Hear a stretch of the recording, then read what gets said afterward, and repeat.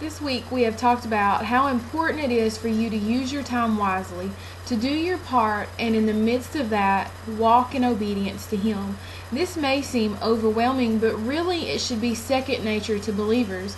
We are on this earth for a purpose. Whether you are 13 or 93, God has a purpose for you, and He will carry it out if you let Him.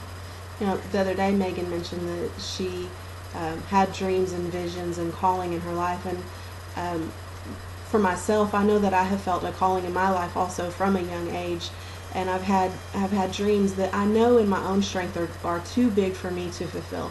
And I look in the scriptures about how ordinary men and women were called to do extraordinary things, and I realize that they often struggled as well. They doubted their abilities, they sometimes fell into sin, and even one of the disciples denied the Messiah.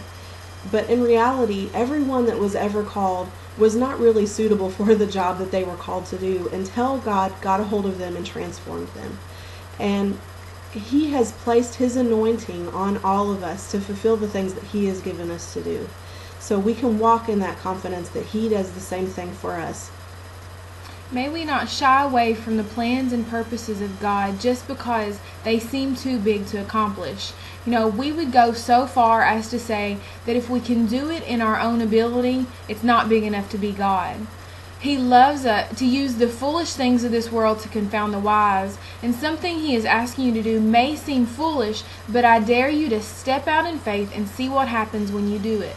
It may be uncomfortable, it may stretch you, and it may even cost you something, but we promise that it will be worth it. Check out the scriptures, and we'll see you next week.